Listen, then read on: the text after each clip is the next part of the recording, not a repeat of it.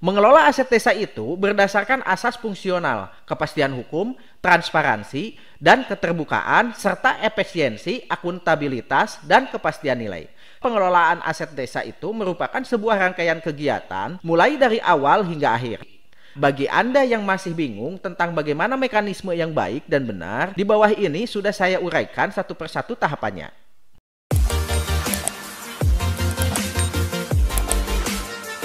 1. Perencanaan. Perencanaan aset desa dituangkan ke dalam Rencana Pembangunan Jangka Menengah Desa atau RPJMDes untuk kebutuhan selama 6 tahun. Selanjutnya, untuk kebutuhan tahunan dituangkan dalam Rencana Kerja Pemerintah Desa atau RKPDes dan ditetapkan dalam APBDes setelah memperhatikan ketersediaan aset desa yang telah ada. Kedua, pengadaan. Pengadaan aset desa dilaksanakan berdasarkan prinsip-prinsip efisiensi, efektif, transparan, terbuka, bersaing, adil, atau tidak diskriminatif, dan akuntabel. Kemudian, untuk pengadaan barang atau jasa, hendaknya berpedoman pada peraturan perundang-undangan yang diatur ke dalam Perbuk atau Perwakot. 3. Penggunaan. Pemanfaatan aset desa dilaksanakan sepanjang tidak dipergunakan langsung untuk menunjang penyelenggaraan pemerintahan desa. Penggunaan aset desa ditetapkan dalam rangka mendukung penyelenggaraan pemerintah desa. Status penggunaan aset desa ditetapkan setiap tahun dengan keputusan kepala desa. 4. Pemanfaatan. Pemanfaatan aset desa ditetapkan dalam peraturan desa dan bentuknya berupa 1. Sewa, 2. Pinjam pakai, 3. Kerjasama pemanfaatan, dan 4. Bangun guna serah atau bangun serah guna. Pemanfaatan aset desa berupa sewa tidak mengubah status kepemilikan aset desa dengan jangka waktu paling lama 3 tahun dan dapat diperpanjang.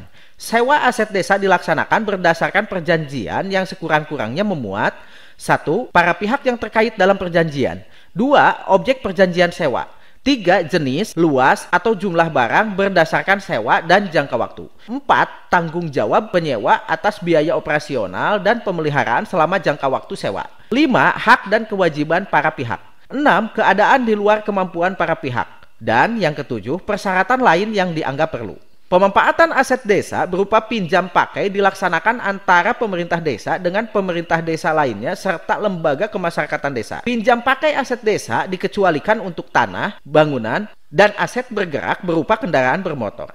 Jangka waktu pinjam pakai aset desa paling lama 7 hari dan dapat diperpanjang. Pinjam pakai aset desa dilaksanakan berdasarkan perjanjian yang sekurang-kurangnya memuat 1. Para pihak yang terkait dalam perjanjian, 2. Jenis atau jumlah barang yang dipinjamkan, 3. Jangka waktu pinjam pakai, 4. Tanggung jawab peminjam atas biaya operasional dan pemeliharaan selama jangka waktu peminjaman, 5. Hak dan kewajiban para pihak, 6. Keadaan di luar kemampuan para pihak, dan yang ketujuh, persyaratan lain yang dianggap perlu. Kerjasama pemanfaatan berupa tanah dan atau bangunan dengan pihak lain dilaksanakan dalam rangka 1. Mengoptimalkan daya guna dan hasil guna aset desa, dan yang kedua, meningkatkan pendapatan desa. Kerjasama pemanfaatan aset desa berupa tanah dan atau bangunan dengan pihak lain dilaksanakan dengan ketentuan 1. Tidak tersedia atau tidak cukup tersedianya dana dalam APBDes untuk memenuhi biaya operasional, pemeliharaan, dan atau perbaikan yang diperlukan terhadap tanah dan atau bangunan tersebut.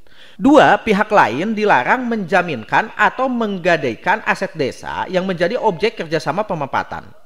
Pihak lain memiliki kewajiban antara lain 1. Membayar kontribusi tetap setiap tahun selama jangka waktu pengoperasian yang telah ditetapkan dan pembagian keuntungan hasil kerjasama pemanfaatan melalui rekening kas desa. 2. Membayar semua biaya persiapan dan pelaksanaan kerjasama pemanfaatan. Dan yang ketiga, jangka waktu kerjasama pemanfaatan paling lama 15 tahun sejak perjanjian ditandatangani dan dapat diperpanjang. Pelaksanaan kerjasama pemanfaatan atas tanah dan atau bangunan ditetapkan dalam surat perjanjian yang memuat 1. Para pihak yang terkait dalam perjanjian, 2. Objek kerjasama pemanfaatan, 3. Jangka waktu, 4. Hak dan kewajiban para pihak, 5. Penyelesaian perselisihan, 6. Keadaan di luar kemampuan para pihak, dan yang ketujuh, peninjauan pelaksanaan perjanjian. Bangun guna serah atau bangun serah guna berupa tanah dengan pihak lain dilaksanakan dengan pertimbangan 1. Pemerintah desa memerlukan bangunan dan fasilitas bagi penyelenggaraan pemerintah desa, dan yang kedua, tidak tersedianya dana dalam APBDes untuk penyediaan bangunan dan fasilitas tersebut. Pihak lain selama jangka waktu pengoperasian memiliki kewajiban antara lain: 1. Membayar kontribusi ke rekening kas desa setiap tahun. Yang kedua, memelihara objek bangun guna serah atau bangunan serah guna. Besaran kontribusi ditetapkan berdasarkan hasil perhitungan tim yang dibentuk oleh pemerintah daerah, kabupaten, atau kota. Pihak lain dilarang menjaminkan, menggadaikan, atau memindahtangankan tanah yang menjadi objek bangunan guna serah atau bangun serah guna. Pihak lain wajib menanggung biaya yang berkenaan dengan persiapan dan pelaksanaan penyusunan surat perjanjian dan konsultan pelaksana. Jangka waktu bangun guna serah atau bangun serah guna paling lama 20 tahun dan dapat diperpanjang. Perpanjangan waktu bangun guna serah atau bangun serah guna setelah terlebih dahulu dilakukan evaluasi oleh tim yang dibentuk kepala desa dan difasilitasi oleh pemerintah kabupaten kota. Bangun guna serah atau bangun serah guna dilaksanakan berdasarkan surat perjanjian yang sekurang-kurangnya memuat: 1. Para pihak yang terkait dalam perjanjian. 2. Objek kerjasama pemanfaatan. 3. Jangka waktu, hak, dan kewajiban para pihak. 4. Penyelesaian perselisihan. 5. Keadaan di luar kemampuan para pihak. Dan yang keenam, peninjauan pelaksanaan perjanjian.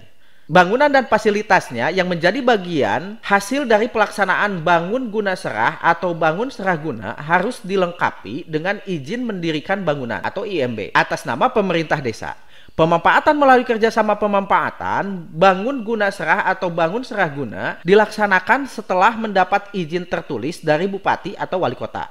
Hasil pemanfaatan merupakan pendapatan desa dan wajib masuk ke rekening kas desa. 5. Pengamanan. Pengamanan aset desa wajib dilakukan oleh kepala desa dan perangkat desa. Pengamanan aset desa meliputi: 1. Administrasi antara lain pembukuan, inventarisasi, pelaporan, dan penyimpanan dokumen kepemilikan.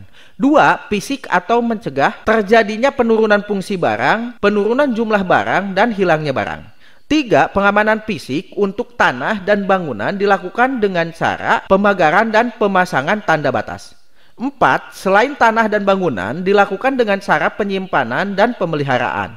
Dan yang kelima, pengamanan hukum antara lain dengan melengkapi bukti status kepemilikan. Biaya pengamanan aset desa dibebankan kepada APBDes. Yang keenam, pemeliharaan. Pemeliharaan aset desa wajib dilakukan oleh kepala desa dan perangkat desa. Biaya pemeliharaan aset desa dibebankan kepada APBDes.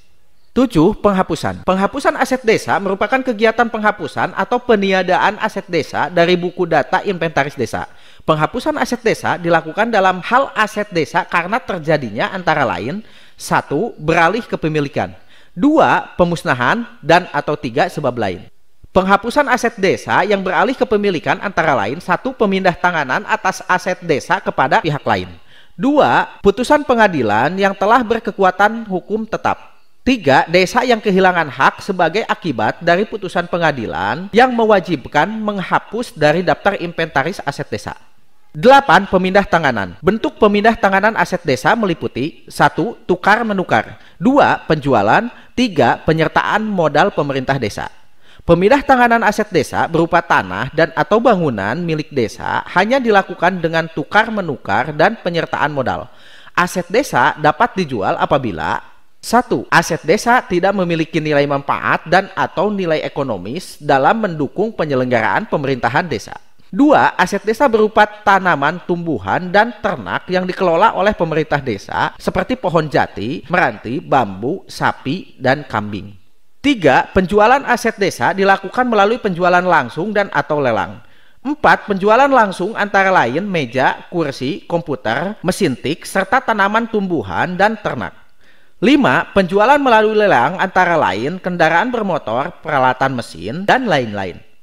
6. Penjualan dilengkapi dengan bukti penjualan dan ditetapkan dengan keputusan kepala desa tentang penjualan. Dan yang ketujuh, uang hasil penjualan dimasukkan dalam rekening kas desa sebagai pendapatan asli desa. Penyertaan modal pemerintah desa atas aset desa dilakukan dalam rangka pendirian, pengembangan, dan peningkatan kinerja badan usaha milik desa atau BUMDes. Penyertaan modal berupa tanah kas desa. 9. Penata usahaan. Aset desa yang sudah ditetapkan penggunaannya harus diinventarisir dalam buku inventaris aset desa dan diberi kodifikasi. Kodifikasi diatur dalam pedoman umum mengenai kodifikasi aset desa. Yang ke-10, penilaian. Pemerintah daerah kabupaten atau kota bersama pemerintah desa melakukan inventarisasi dan penilaian aset desa sesuai ketentuan peraturan perundang-undangan. Penilaian jenis aset desa dalam rangka pemanfaatan dan pemindahtanganan berupa tanah dan atau bangunan dilakukan oleh penilai pemerintah atau penilai publik. Oke, itulah 10 cara pengelolaan aset desa. Semoga dengan adanya video ini bisa sedikit membantu dan memberikan pencerahan khususnya bagi pemerintahan desa di dalam mengelola aset desa jauh lebih tertib lagi. Jika video ini memberikan manfaat, maka dukung kami untuk terus bisa berbagi dengan menekan tombol subscribe dan aktifkan juga tanda loncengnya agar sobat tidak ketinggalan video terbaru dari kami.